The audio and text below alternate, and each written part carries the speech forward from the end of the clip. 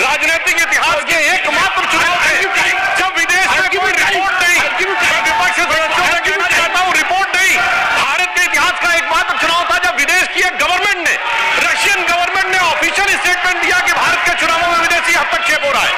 ऐसा भारत के इतिहास में कभी नहीं हुआ और इसके बाद दूसरी सरकार के द्वारा उसका खंडन किया गया। महोदय, मैं अपने विपक्ष के साथियों से पूछना चाहता हूं कि यह जान के हो रहा है या अनजाने में? अगर अनजाने में हो रहा है तो ईमानदारी से आइए और खुलकर चर्चा करिए। रही हुकूमत गैरों की, लेकिन कुछ चेहरों पर अब तक धूल है उनके पैरों की। Honorable members,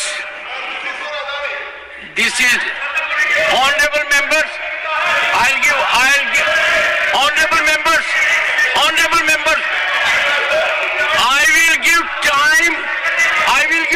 I'll give time because listen to me. This is a very serious issue, and we need to have opinion from everyone. Decide. सभापति महोदय, मैं एक अत्यंत गंभीर, महत्वपूर्ण और चिंताजनक विषय पर सदन का ध्यान आकृष्ट करना चाहूंगा। जब से भारत श्री नरेंद्र मोदी जी के नेतृत्व में एक उभरती हुई सामरिक, आर्थिक और कूटनीतिक शक्ति बनकर उभरा है, तब से यह बहुत सहज रूप से देखा जाने लगा है, विशेषकर विगत 3 वर्षों से, जब से भारत को विकसित भारत बनाने का लक्ष्य रखा गया है, कि विदेश की बहुत सी ऐसी गतिविधियां हैं जो भारत की व्यवस्था के आर्थिक पक्ष, भारत की व्यवस्था के नैतिक पक्ष, सामाजिक पक्ष पर आक्रमण कर रही हैं। Honorable members, this is honorable members. I'll give honorable members.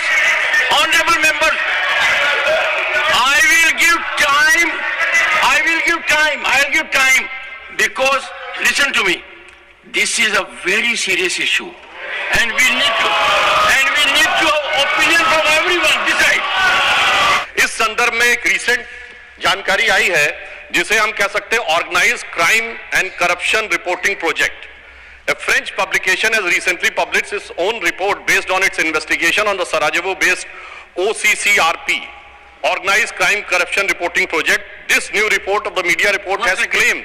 You will lay the report on the table of the House. जी, इस रिपोर्ट के अनुसार ये कहा गया है कि इस प्रोजेक्ट को फॉरेन गवर्नमेंट्स की फंडिंग है और उसका फोकस इंडिया के ऊपर भी है, और इस फॉरेन गवर्नमेंट की फंडिंग के साथ साथ जॉर्ज सोरोस के साथ भी इनका कनेक्शन है।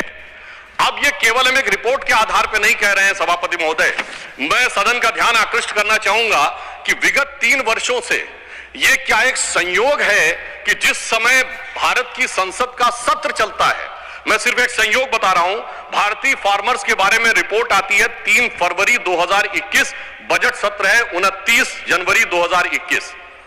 पेगासस रिपोर्ट आती है 18 जुलाई 2021, मानसून सत्र है 19 जुलाई 2021। उसके बाद 31 जनवरी 2023 से भारत की संसद का बजट सत्र शुरू होता है और 24 जनवरी 2023 को हिंडनबर्ग रिपोर्ट आती है। जनवरी 2023 में भारत की संसद का सत्र शुरू होता है और 17 जनवरी 2023 को बीबीसी की डॉक्यूमेंट्री आती है, इंडिया द मोदी क्वेश्चन। और गंभीर महत्वपूर्ण बात है, 20 जुलाई 2023 को भारत की संसद का सत्र शुरू होता है और मणिपुर वायलेंस का वीडियो 19 जुलाई 2023 ठीक एक दिन पहले जारी होता है। पूरे सीक्वेंस में अगर हम चले तो महोदय मैं याद दिलाना चाहूंगा कि 10 मई 2024 को कोविड वैक्सीन के बारे में एक रिपोर्ट छपती है, जिस समय भारत का चुनाव प्रचार अपने पूर्ण उसके ऊपर था। फिर अभी वर्तमान सत्र हम बताना चाहते हैं कि मानसून सत्र 22 जुलाई से 9 अगस्त के बीच में शुरू होता है और 10 अगस्त को हिंडनबर्ग की रिपोर्ट आती है। वर्तमान सत्र 25 नवंबर से प्रारंभ होता है और 20 नवंबर को अमेरिकन कोर्ट के एक अटॉर्नी की रिपोर्ट आती है एक बिजनेस हाउस के संदर्भ में।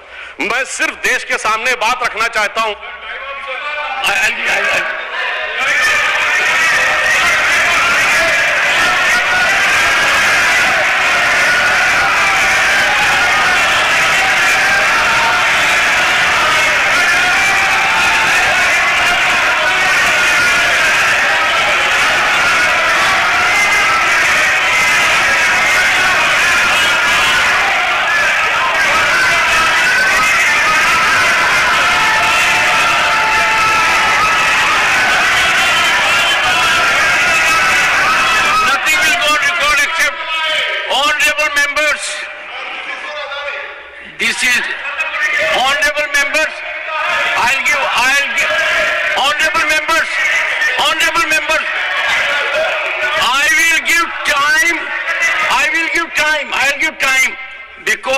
listen to me. This is a very serious issue, and we need to have opinion from everyone. Besides, we cannot allow largest democracy to be made dysfunctional by deep state anywhere else. This house should be united in neutralizing any trend, any initiative that is pernicious, dangerous to our sovereignty. I allow Sudhanshu Trivedi to continue. मैं सिर्फ ये बताना चाहता हूं कि विगत चुनाव भारत के राजनीतिक इतिहास के एकमात्र चुनाव थे जब विदेश में कोई रिपोर्ट नहीं, मैं विपक्ष सदस्यों से कहना चाहता हूं, रिपोर्ट नहीं, भारत के इतिहास का एकमात्र चुनाव था जब विदेश की एक गवर्नमेंट ने, रशियन गवर्नमेंट ने ऑफिशियल स्टेटमेंट दिया कि भारत के चुनावों में विदेशी हस्तक्षेप हो रहा है। ऐसा भारत के इतिहास में कभी नहीं हुआ और इसके बाद दूसरी सरकार के द्वारा उसका खंडन किया गया। महोदय, मैं अपने विपक्ष के साथियों से पूछना चाहता हूं कि ये जान के हो रहा है या अनजाने में? अगर अनजाने में हो रहा है तो ईमानदारी से आइए और खुलकर चर्चा करिए।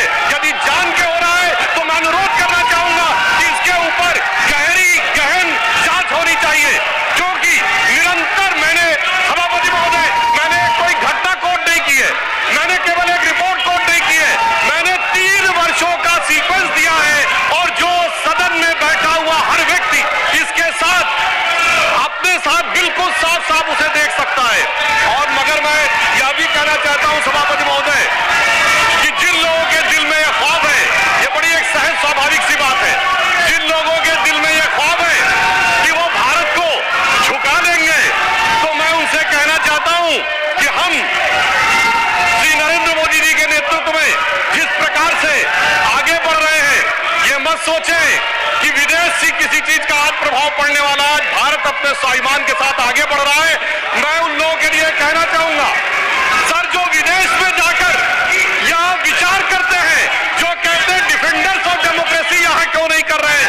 सर, डिफेंडर्स ऑफ डेमोक्रेसी जिनको कहते थे वो प्रधानमंत्री जी की तारीफ कर रहे हैं। इसलिए मैं कहना चाहूंगा, विदेश का लाभ लेकर, विदेश की छाव लेकर जो भारत में हो रहा है, उनके लिए एक पंक्ति कहना चाहूंगा कि अपने वतन पर सदियों तक है रही हुकूमत गैरों की, लेकिन